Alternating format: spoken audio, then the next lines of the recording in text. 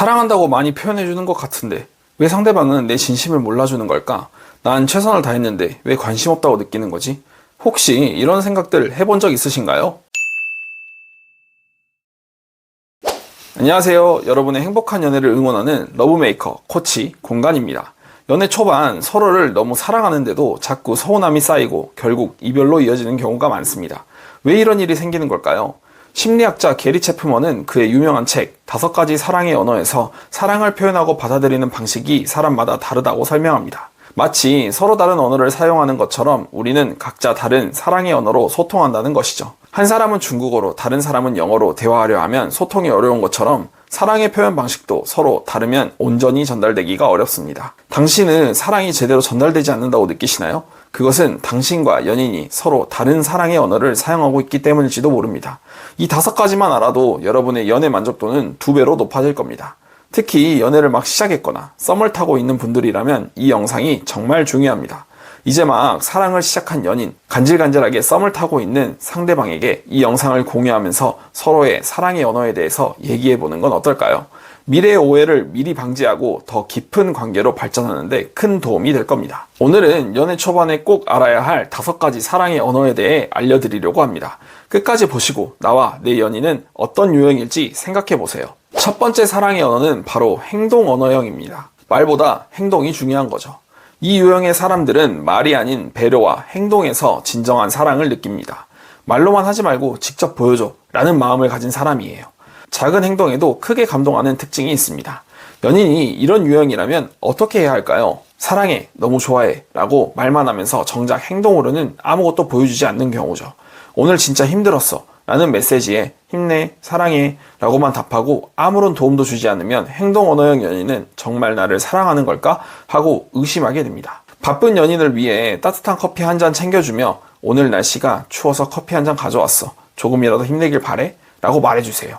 늦은 시간 만남을 마칠 때는 늦었으니까 내가 데려다 줄게. 조심히 들어가. 라고 말하며 집까지 데려다 주는 것도 좋습니다.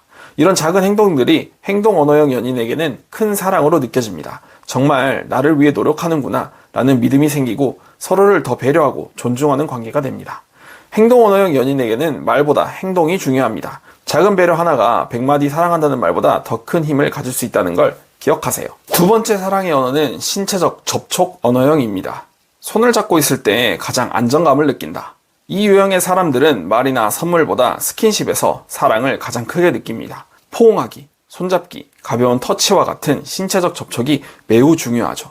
특히 멀리 있을 때 연락이 줄어들면 불안감을 더 크게 느낄 수 있습니다. 연인이 이런 유형이라면 어떻게 해야 할까요? 데이트 중에도 스킨십이 없고 거리감이 느껴지면 이 유형의 사람들은 이 사람이 나를 좋아하긴 하는 걸까? 하며 의심할 수 있습니다. 이렇게 하면 좋습니다. 함께 걸을 때 자연스럽게 손잡아주기, 영화 볼 때 어깨에 기대게 해주기, 다툰 후에는 말보다 따뜻하게 안아주기. 이런 신체적 접촉은 신체적 접촉 언어형 연인에게 큰 위안과 안정감을 줍니다. 불필요한 오해와 불안감을 줄일 수 있고 다툰 후에는 말로 풀기보다 따뜻한 포옹 한 번이 더 효과적일 때가 많아요. 신체적 접촉 언어형 연인은 물리적인 접촉을 통해 애정을 확인합니다.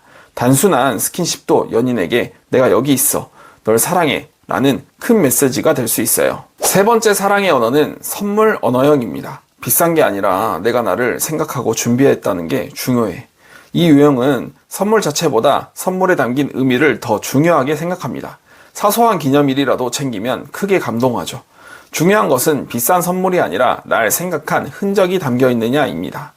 연인이 이런 유형이라면 어떻게 해야 할까요?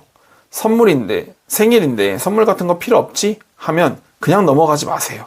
이 유형은 상처받을 수 있습니다. 기념일을 잊어버리는 것도 큰 서운함으로 다가갈 수 있습니다. 내가 좋아할 것 같아서 샀어 하면서 작은 간식이라도 선물해 주세요. 여행 다녀오면서 이거 보자마자 너 생각났어 하면서 작은 기념품 하나도 챙겨주세요. 특별한 날이 아니어도 문득 생각나서 준비한 작은 선물, 이런 선물들은 선물 언어형 연인에게 특별한 존재라는 느낌을 줍니다. 기념일뿐만 아니라 평소에도 작은 서프라이즈로 큰 감동을 줄 수 있어요. 선물 언어형 연인은 선물을 통해 내가 늘 너를 사랑하고 있어 라는 메시지를 받아들입니다. 꼭 비싼 것은 아니어도 좋습니다. 의미 있는 작은 선물 하나가 1000만원짜리 선물보다 더 큰 감동을 줄 수 있다는 걸 기억하세요. 네 번째 사랑의 언어는 함께하는 시간 언어형입니다. 단순한 만남이 아니라 온전히 집중하는 시간이 중요하다. 이 유형의 사람들은 단순히 만나기만 하는 것이 아니라 질 높은 시간을 함께 보내는 것이 중요하다고 생각합니다. 데이트할 때 핸드폰만 보는 것을 정말 싫어하죠. 내가 내게 온전히 집중해주는 게 중요해 라는 마음을 가진 사람들입니다. 연인이 이런 유형이라면 어떻게 해야 할까요? 데이트 중에도 계속 스마트폰을 보거나 일이 바쁘다며 연락을 소홀히 하는 것, 함께 있어도 마음은 다른 곳에 있는 듯한 태도를 보이는 것은 좋지 않습니다. 이렇게 하면 좋아요. 둘만의 여행을 계획하거나 이번 주말에는 우리만의 시간을 가지자. 하루 30분이라도 휴대폰을 없이 온전하게 대화해보세요. 오늘은 방해 없이 너에게만 집중할게. 이런 온전한 시간은 함께하는 시간 언어형 연인에게 큰 만족감을 줍니다.